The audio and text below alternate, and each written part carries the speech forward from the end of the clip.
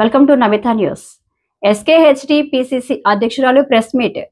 రాష్ట్రంలో ప్రజల పక్షాన పోరాటం చేసేది కాంగ్రెస్ పార్టీ మాత్రమేనని, మిగిలిన పార్టీలు బీజేపీకి గులాం చేస్తున్నాయని రాష్ట్ర కాంగ్రెస్ పార్టీ అధ్యక్షురాలు వైఎస్ షర్మిలారెడ్డి దుయ్యబట్టారు. మాజీ సీఎం వైఎస్ జగన్మోహన్ రెడ్డి అరాచక సైకోతానికి ఆయన కారు కింద వ్యక్తి దుర్మరణ ఘటనే నిదర్శనమని షర్మిల ధ్వజమెత్తారు. రాష్ట్రంలో భవిష్యత్తులో జగన్మోహన్ రెడ్డి బల ప్రదర్శన, శివ రాజకీయాల కార్యక్రమాలకు అనుమతి ఇవ్వరాదని షర్మిలారెడ్డి డిమాండ్ చేశారు. తిరుపతి జిల్లా పర్యటనలో భాగంగా శ్రీకాళహస్తికి విచ్చేసిన రాష్ట్ర కాంగ్రెస్ పార్టీ అధ్యక్షురాలు డాక్టర్ వైఎస్ షర్మిలారెడ్డికి కాంగ్రెస్ పార్టీ నాయకులు, కార్యకర్తలు అపూర్వ స్వాగతం పలికారు. స్థానిక నంది సర్కిల్ నుంచి కాంగ్రెస్ పార్టీ అధ్యక్షురాలికి కాంగ్రెస్ నాయకులు స్వాగతం పలికి బైక్ ర్యాలీతో పట్టణంలో ర్యాలీ చేస్తూ సభ వేదికను తీసుకొచ్చారు. ర్యాలీలో వస్తూ మార్గంలోని వైఎస్ఆర్ విగ్రహానికి పుష్పమాలలు వేసి నివాళులర్పించారు. ఈ సందర్భంగా విలేకరుల సమావేశంలో పిసిసి అధ్యక్షురాలు వైఎస్ షర్మిలారెడ్డి మాట్లాడుతూ, రాష్ట్రంలో ప్రజల పక్షాన పోరాటం చేస్తుంది ఒక కాంగ్రెస్ పార్టీ మాత్రమేనని, టీడీపీ, జనసేన, ఎన్డీఏ కూటమిలో చేరి మద్దతు పలుకుతుంటే మోడీ దత్తపుత్రుడిగా జగన్మోహన్ రెడ్డి వ్యవహరిస్తున్నారని ధ్వజమెత్తారు. వీళ్ళకి ప్రజా సమస్యల కన్నా రాష్ట్ర అభివృద్ధి కన్నా మోడీని మోయడమే మిన్నగా మారిందని దుయ్యబట్టారు.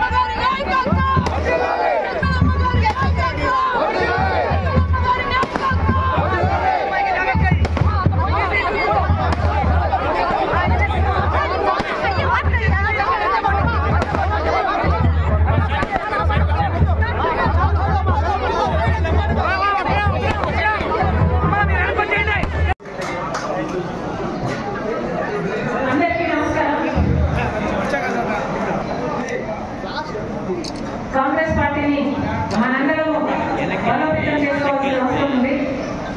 ఈ దిశగా కాంగ్రెస్ మీ అభిప్రాయాలు మీ నుంచి వినడానికి మీ అధ్యక్షురాలు స్వయంగా మీ దగ్గరికి వచ్చింది కాబట్టి ప్రతి ఒక్కరూ 2 నిమిషాలలో పార్టీని ఎలా బలోపేతం చేయాలి అన్న విషయం మాత్రమే 2 నిమిషాలలో మాట్లాడేయాలి. మిగతా వాళ్ళకు కూడా అప్పుడు అవకాశం కాదు.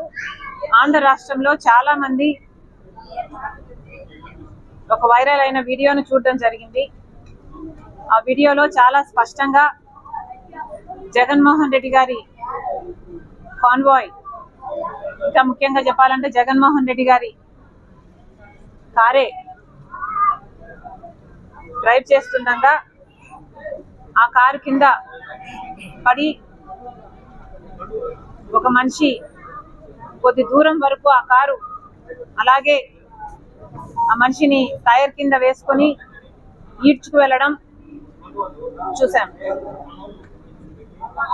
ఇంత బహిరంగంగా అందరూ కళ్ళ ముందు ఈ వీడియో ఇంత స్పష్టంగా కనిపిస్తుంటే దీన్ని ఫేక్ వీడియో అనడం హాస్యాస్పదం. నిజానికి ఒక కారు కింద ఒక మనిషి పడితే ఆ స్పృహ లేకుండా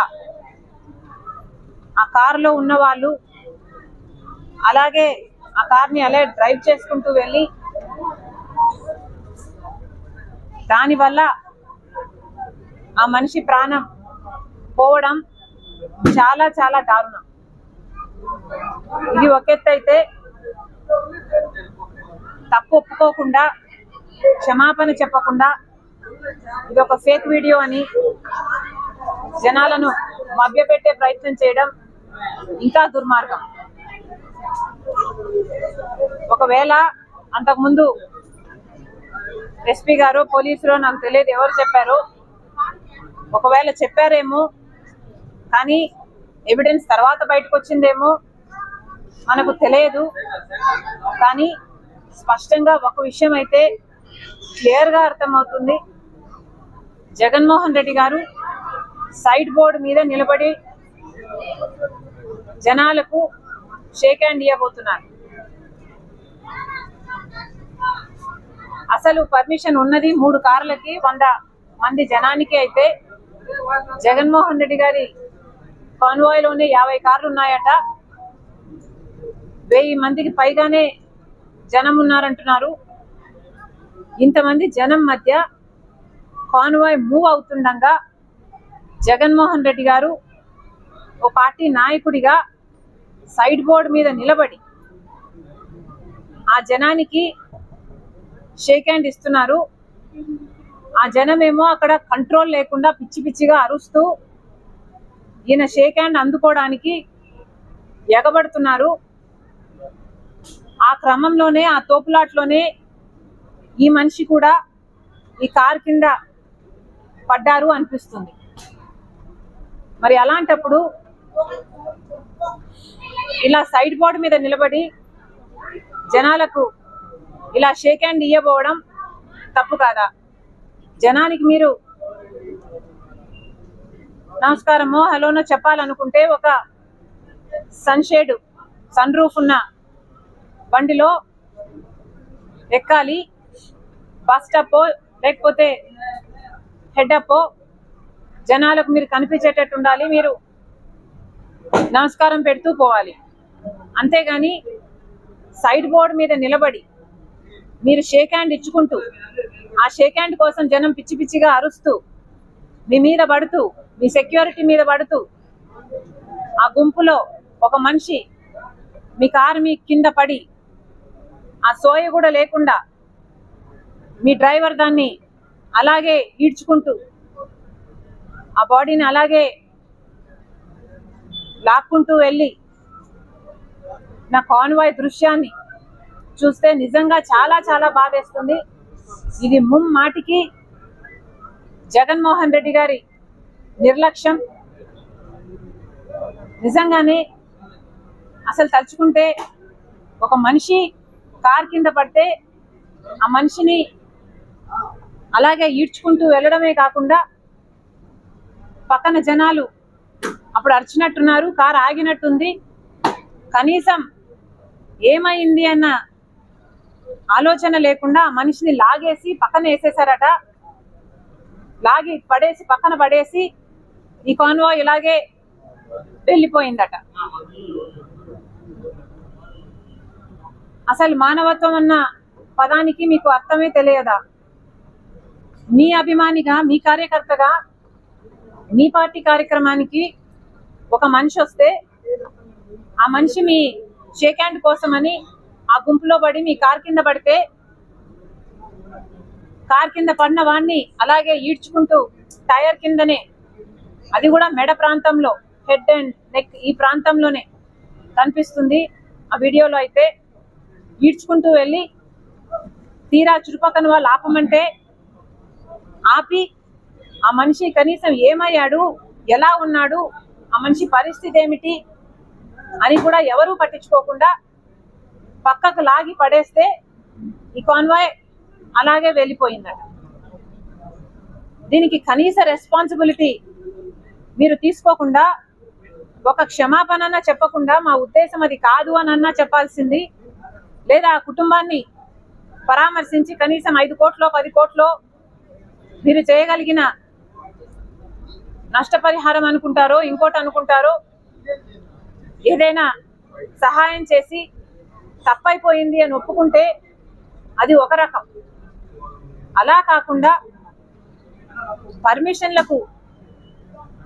పర్మిషన్లన్నీ ఉల్లంఘించి ఒక బెట్టింగ్ చేసిన వాడి విగ్రహానికి ఆవిష్కరణ అంటూ జగన్మోహన్ రెడ్డి గారు వెళ్ళడము, అది కూడా 100 మందితో వెళ్ళాలి అంటే 1000 మందితో బల ప్రదర్శన చేయటము, దాంట్లో ఒక దుర్ఘటన జరిగితే దానికి మళ్ళీ ఒక కనీస రిమోర్స్ లేకుండా, ఒక అపాలజీ లేకుండా మళ్ళీ దాన్ని కప్పిపుచ్చుకునే ప్రయత్నం. అసలు దేవుడు ఉన్నాడు, చూస్తున్నాడు. మీకు ఏదైనా పాప భీతి అన్నది ఏదైనా ఇంకా మిగిలిందా? నిజంగానే దీన్ని విచారణ జరగాలి. కారులో ఉన్న అందరూ విచారణకు రావాలి. ఈ దుర్ఘటన ఇంకోసారి జరగకుండా కార్యాచరణ చేయాలి. అంతేకాదు జగన్మోహన్ రెడ్డి గారు ఇటీవల కాలంలో ఏ యాత్ర, ఏ కార్యక్రమం చేసినా కూడా అది ఒక బల ప్రదర్శనే. ప్రజలందరికీ తెలుసు, జగన్మోహన్ రెడ్డి గారు 5 సంవత్సరాలు ముఖ్యమంత్రిగా ఉంటే 5 సంవత్సరాలలో ముఖ్యమంత్రిగా ఏ రోజు ప్రజల మధ్యకి రాలేదు. మీ కష్టం ఏమిటి అని అడగలేదు, మీరు ఎలా ఉన్నారు అని కనుక్కోలేదు. కనీసం ప్రజలకు కాదు కదా, ఆయన నాయకులకి, ఆయన కార్యకర్తలకి 5 సంవత్సరాలు ఎక్కడా కనిపించలేదు జగన్మోహన్ రెడ్డి గారు. తీరా కుంభకర్ణుడు లాగా ఆఖరణ ఎలక్షన్లు 6 నెలలు ఉన్నాయనంగా లేశారు. అప్పుడు సిద్ధం సభలకని బయలుదేరారు జగన్మోహన్ రెడ్డి గారు 5 సంవత్సరాలుగా ముఖ్యమంత్రిగా. ఇప్పుడు అధికారం కోల్పోయారో లేదో, ఇప్పుడు ప్రతిదానికి ఒక కార్యక్రమం, ఆఖరికి బెట్టింగ్ చేసి ఒకడు చచ్చిపోతే ఆయనకి విగ్రహం కట్టారట. ఆ విగ్రహ ఆవిష్కరణ కూడా జగన్మోహన్ రెడ్డి గారు వెళ్తున్నారట. మీరు ఏం చెప్పదలుచుకున్నారు? ఇలా ఏ కార్యక్రమం చేసినా అది ఒక జన సమీకరణ, బల ప్రదర్శన. కేవలం అందుకోసమే కార్యక్రమాలు పెట్టుకుంటున్నారు. ఇదేదో ప్రజల కోసం కొట్లాడడానికి కాదు, ప్రజల సమస్యల మీద పోరాటం చేయడానికి, అంతకంటే కాదు. నాకింత బలం ఉంది, నాకింత డబ్బు ఉంది, నేను ఇప్పటికీ జన సమీకరణ చేయగలను అని బల ప్రదర్శన చేసుకోవడానికి మాత్రమే ఈ కార్యక్రమాలను వాడుకుంటున్నారు. మళ్ళీ చెప్తున్నాం, ఇది సరికాదు. పోలీసులు 100 మందితో పర్మిషన్ ఇస్తే మరి 100 మందితో అక్కడ 100 మందికి దాటినప్పుడు పోలీసులు ఎందుకు అనుమతి ఇచ్చారు? అసలు అక్కడ జన సమీకరణ జరుగుతుంది అని పోలీస్ ఇంటెలిజెన్స్ కు ముందే తెలియదా? ఇది ఒక బల ప్రదర్శన కార్యక్రమంలా మారుతుంది అన్న విషయం పోలీసులు ముందే తెలిసినప్పుడు వాళ్ళు 100 మందికే పర్మిషన్ ఇచ్చి 3 బండ్లకే పర్మిషన్ ఇస్తే ఇన్ని బండ్లు బయలుదేరుతుంటే మరి పోలీసులు ముందే ఎందుకు ఆపలేదు? ఎందుకు హౌస్ అరెస్ట్ చేయలేదు? అన్ని ఆంక్షలన్నీ మా మీద మాత్రమేనా? కాంగ్రెస్ పార్టీ ప్రజల పక్షాన్ని ఏదైనా పోరాటం చేస్తే విశాఖ స్టీల్స్ లో మేము దీక్షకు దిగితే, ఆమరణ నిరాహార దీక్షకు దిగితే దాన్ని భగ్నం చేస్తారు. లేదా మేము ఇంకొక సూపర్ 6 మీద పోరాటం చేయాలనుకుంటే హౌస్ అరెస్ట్ చేస్తారు. ఆంక్షలన్నీ కాంగ్రెస్ పార్టీకేనా? దత్తపుత్రుడైన జగన్మోహన్ రెడ్డి గారికి ఏ ఆంక్షలు ఉండవా? లేక జన సమీకరణ చేసినట్టు ప్రజలను కొనుక్కున్నట్టు పోలీసులు కూడా ఏమైనా కొనుక్కుంటున్నాడా?